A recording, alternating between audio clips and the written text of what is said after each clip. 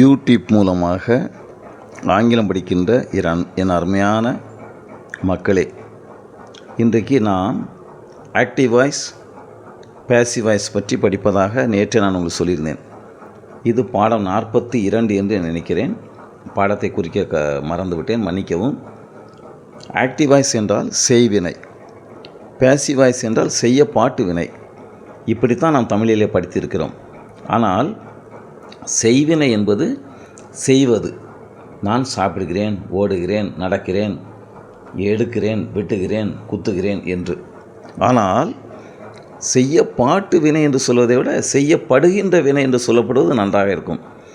செய்யப்படுதல், அதாவது நான் சாப்பிட்றேன் அப்படின்னா நான் இட்லி சாப்பிடுகிறேன், இட்லி சாப்பிடப்படுகிறது. நான் மாம்பழம் சாப்பிடுகிறேன், மாம்பழம் சாப்பிடப்படுகிறது. நான் மரம் வெட்டுகிறேன், மரம் என்னால் வெட்டப்படுகிறது. அப்படி அந்த செய்யப்படுதல் என்கின்ற வார்த்தை தான் நமக்கு ரொம்ப முக்கியம்.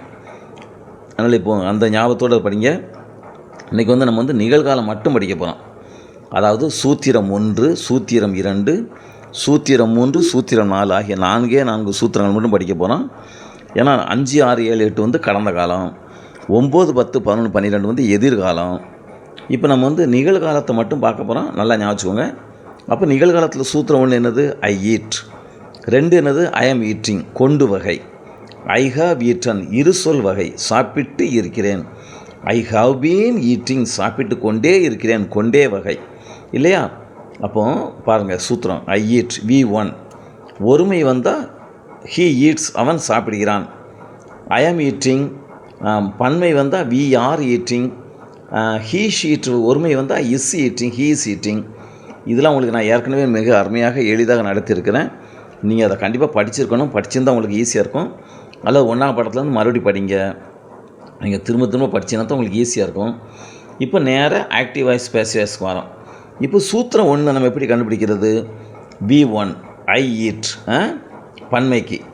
ஒருமைன்னா V1 s, he eats, she eats, அவன் சாப்பிடுகிறான், சாப்பிடுகிறார். பன்மை தே, ஐ மட்டும் கிடையாது. ஐக்கு ஈற்று, you eat, we eat, they eat, these eat, these boys ஈட்னு சொல்லி உங்களுக்கு நிறைய சப்ஜெக்ட் கொடுத்துருக்குறேன் ஏற்கனவே. அப்போ V1 ஈட்டு, V1 ஈட்ஸு. இப்போ நம்ம அதை பேசிவ் வாய்ஸில் என்ன செய்ய போகிறோம்? பேசிவ் வாய்ஸில் சப்போஸ் ஐன்னு வச்சுக்கோங்களேன். அதாவது ஐ ஈட் எ மேங்கோ, நான் ஒரு மாம்பழம் சாப்பிடுகிறேன். அப்போ இந்த மேங்கோ முன்னாடி வந்துடும். எப்படின்னா a mango is eaten by me, நான் சாப்பிடுகிறேன், என்னால் சாப்பிடப்படுகிறது, பை மீ. இப்போ சப்போஸ் நம்ம ஒரு கதை சொல்லணும்னு வச்சுக்கோங்களேன். நான் அந்த இடத்துக்கு போனேன், ஒரு அரக்கன் என்னையே சாப்பிட்டான் அப்படின்னா என்ன அர்த்தம்? அரக்கனால் நான் சாப்பிடப்பட்டேன், சாப்பிடப்படுகிறேன். அப்போ ஐ ஆம் ஈட்டன், நான் சாப்பிடப்படுகிறேன். ஐ ஆம் ஈட்டன் பை எ அரக்கன். அப்படிங்கிறதுக்கு என்னது? ஒரு அரக்கன். சரி, ரைட், ஓகே. ஐ ஆம் ஈட்டன், நான் சாப்பிடப்படுகிறேன் அப்படின்னு அர்த்தம். பன்மை வச்சுக்கோங்களேன், வி ஆர் ஈட்டன். இப்போ மாம்பழங்கள்லாம் சேர்ந்து சொல்லுது. நிறைய மாம்பழங்கள் ஒன்று சேர்ந்து வி ஆர் ஈட்டன், நாங்கள் சாப்பிடப்படுகிறோம். பாலாப்பன அந்த மனசங்களால் நாங்கள் சாப்பிடப்படுகிறோம், வி ஆர் ஈட்டன் அப்படின்னு சொல்லுது. ஒரு மாம்பழம் என்ன சொல்லும்? ஐ ஆம் ஈட்டன், நான் சாப்பிடப்படுகிறேன். பை சப்ஜெக்ட் என்ன வருதோ, அதாவது த பாய்ஸ் ஈட் மேங்கோஸ் அப்படின்னா the mangoes are eaten by the boys, by வரும். அப்போது ஐ ஈட் எ மேங்கோ, நான் ஒரு மாம்பழம் சாப்பிடுகிறேன். A mango is eaten by me. Suppose இந்த மாம்பழம் சொல்லுதுன்னு வச்சுக்கோங்களேன். இந்த ஸ்டூடெண்ட் ஈட்ஸ் மீ அப்படின்னா மீனா என்னை சாப்பிடுகிறான். அப்போ அது பேசிவ் என்னதான் வரும்? ஐ ஆம் ஈட்டன், நான் சாப்பிடப்படுகிறேன், பை எ பாய். அப்போது அந்த பை பின்னாடி வரணும். ஸோ இதே மாதிரி சூத்திரம் 2 கவனிங்க. ஆம் ஆர் இஸ் V4 இல்லையா? V4 வரணும். அங்கே I am eating, we are eating, it is eating அப்படின்னு வரணும். அப்போ பேசிவ் என்னதாயிரும்? I am being eaten by, பைனா பைக் எடுத்து அங்கே யார் வரான்னு பார்க்கணும். ஒரு மாம்பழம், எ மேங்கோ, ஒரு மாம்பழம் சொல்லுது. ஐ ஆம் ஈட்டன் பை திஸ் பாய், நான் ஒரு பையன், ஒரு மாணவனால் சாப்பிடப்படுகிறேன். ஐ ஆம் eaten, I am being eaten, நான் சாப்பிடப்பட்டு கொண்டு இருக்கிறேன். அப்புறம் are being V3, we are being eaten by them, அவர்களால் நாங்கள் சாப்பிடப்படுகிறோம். it is being eaten by a cow, இது ஒரு பசு மாட்டால் சாப்பிடப்படுகிறது. அப்போ am or is being V3. அப்புறம் சூத்திரம் 3 கவனிங்க. ஏற்கனவே சூத்திரம் 3 உங்களுக்கு நான் ஈஸியாக சொல்லி தந்திருக்கேன். H + V3. H + V3 என்ன அர்த்தம்? ஹைச்னா பன்மைனா ஹேவு, ஒருமைனா ஹேஸு. அப்போ ஐ ஹாவ் ஈட்டன், நான் சாப்பிட்டு இருக்கிறேன். I have eaten a mango. A mango, இந்த பக்கம் பாருங்கள், a mango has been eaten by me. இங்கேயும் அந்த ஹைச்சுன்னு அர்த்தம் ஹேவ் அல்லது ஹேஸ் வரணும். ஒருமைனா ஹேஸு, பன்மைனா have. I have eaten a mango அப்படின்னா நான் ஒரு மாம்பழம் சாப்பிட்டு இருக்கிறேன். இப்போ அந்த மாம்பழத்தை மாற்றி போடும்போது a mango has been eaten by me, has been eaten, has plus been plus V3. இப்போது ஹேவ் போட்டு பாருங்கள். we have eaten some mangoes, நாங்கள் எல்லோரும் நிறைய பேர்னா நாங்கள்னா நிறைய பேர். we have eaten some mangoes. அப்போ இந்த பக்கத்தில் என்ன வரணும்? பன்மை வரணும். some mangoes have been eaten by us, எங்களால் பல மாம்பழங்கள், சில மாம்பழங்கள் சாப்பிட்டிருக்கிறேன், சாப்பிட்டிருக்கப்பட்டிருக்கின்றன அப்படின்னு வரணும். அப்போ நீங்கள் நல்லா கவனிச்சிங்கன்னா ஈட்டு ஈட்ஸ் இது வந்து ஆக்டிவ் வாய்ஸில் நம்ம படித்தது சூத்திரம் 1. அப்போ இங்கே வந்து ஆம் ஆர் இஸ் அந்த ஒருமைப்பன்மை அப்படியே வருது. அதோட V3 போடுறோம். அதுக்கு தான் பக்கத்தில் போட்டிருக்கேன் B + V3. இப்போ இங்கே ஆம் ஆர் இஸ் ஈட்டிங், அதாவது B குடும்பம் ப்ளஸ் V4.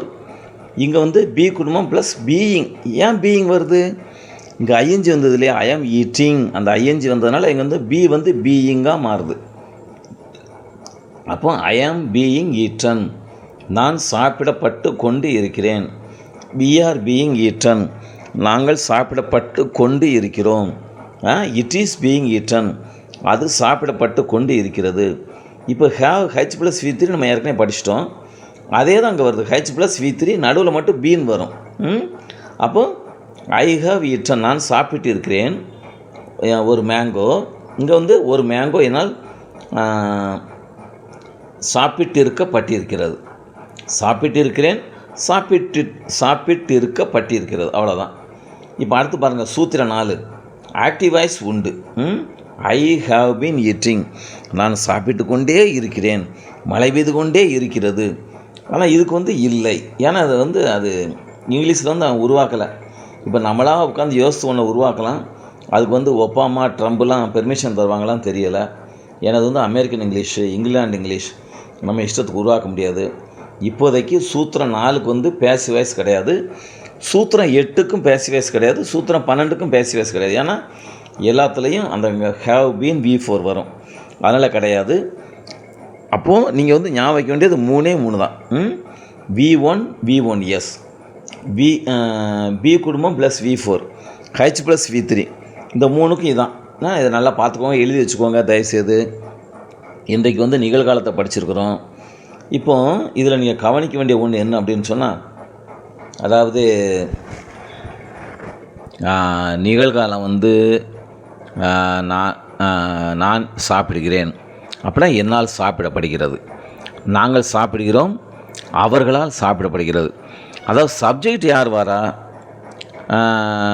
ஆப்ஜெக்ட் யார் வரான்னு பார்க்கணும். ஐ ஈட் எ மேங்கோ, நான் ஒரு மாம்பழம் சாப்பிடுகிறேன், ஒரு மாம்பழத்தை சாப்பிடுகிறேன். அப்போ பேசிவ் வாய்ஸில் என்ன ஆயிரும்? ஒரு மாம்பழம் முன்னாடி வந்துடும், ஒரு மாம்பழம் என்னால் சாப்பிடப்படுகிறதுன்னு வந்துடும். இதை நீங்கள் நல்லா கவனிச்சுக்கிடணும். அதே மாதிரி கண்டினியூஸ் டென்ஸ் எடுத்துக்கோங்க. சூத்திரம் 2, பாய்ஸ் ஆர் ஈட்டிங் மேங்கோஸ், அல்லது boys are breaking the trees, மாணவர்கள் மரங்களை உடைக்கிறார்கள் இல்லையா, உடைச்சி நொறுக்கிட்டு இருக்காங்க, மேலே ஏறி குச்சி கொப்பு கொலை எல்லாம் உடைக்கிறாங்க. அப்போ boys are breaking the trees, மரங்களை மாணவர்கள் உடைத்து நொறுக்கி கொண்டிருக்கிறார்கள். இப்போ மரங்களைன்னு சொன்னோம்.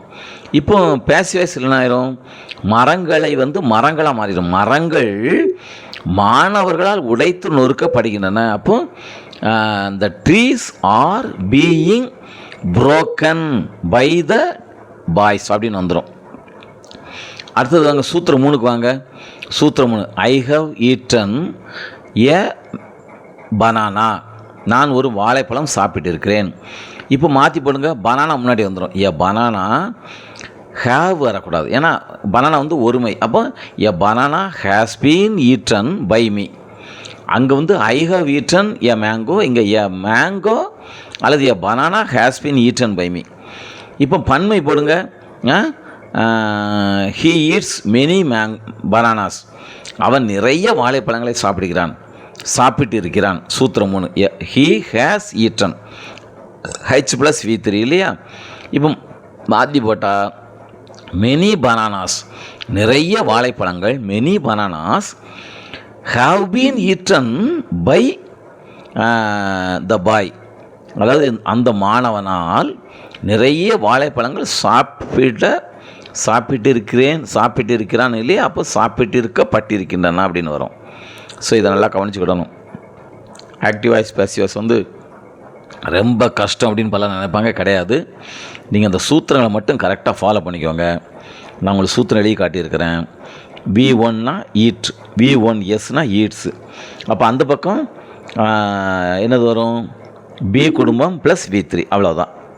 ஸோ இந்த மாதிரி உங்களுக்கு வந்து நான் சூத்திரத்தை கடைசியில் மொத்தமாக 12 சூத்திரத்தையும் வரிசையாக எனக்கு எழுதி காட்டுவேன். அந்த 12 நீங்கள் மொத்தமாக பார்த்து மைண்ட் மேப்பிங் பண்ணும்போது ஆஹா இவ்வளோதான் ஈஸி. ஹைச் வந்தால் இப்படி, ஐஎன்ஜி வந்தால் இப்படி, ஐஎன்ஜி வந்தால் பீயிங் வரும். ஐ am eating a mango is being eaten. அப்போது இங்கே ஐஎன்ஜி வந்தால் அங்கே பீயிங் வரணும், இங்கே V1 வந்தால் அங்கே V3 வரணும், இங்கே ஹைச் வந்தால் அங்கே ஹைச் வரும், அப்புறம் பீன் வரும், அப்புறம் V3 வரும். இந்த மாதிரி சிம்பிள் தாங்க. தயவுசெய்து இங்கிலீஷ் படிச்சுக்கோங்க. உங்களுக்கு நான் ஈஸியாக சொல்லித்தரேன், ஓசியாக சொல்லித்தரேன். இது கட்டணம் எதுவும் கிடையாது. நீங்கள் வெளியே போய் 10,000-15,000 கொடுத்து ஒரு இங்கிலீஷ் அகாடமியில் படித்தா கூட உங்களுக்கு இவ்வளவு ஈஸியான இங்கிலீஷ் கிடைக்காது. இது உண்மை, நிச்சயம், சத்தியம். ஆக அருமையான மாணவரே, ஆங்கிலம் படிக்கின்ற இளம் உள்ளங்களே, நீங்கள் சிறியவர்களோ பெரியவர்களோ, என் வணக்கத்துக்குரிய என் வயதில் மூத்தவர்களோ, யான் அறியேன் பராபரமே, ஆனால் நீங்கள் அனைவரும் ஆங்கிலம் படிக்க வேண்டும் என்கின்ற ஆவலால் இருக்கிறீர்கள் என்றால் உங்கள் பாதம் தொட்டு வணங்குகிறேன், உங்களை அன்போடு கேட்டுக்கொள்கிறேன். இந்த ஆங்கிலத்தை முதல் பாடத்திலிருந்து படித்து கொண்டே வாருங்கள், எளிதாக இருக்கும். தயவுசெய்து சப்ஸ்கிரைப் பண்ண மறந்து விடாதீர்கள். நன்றி. ஆண்டவர் உங்கள் அனைவரையும் அன்போடு ஆசீர்வதிப்பாராக. ஆமேன்.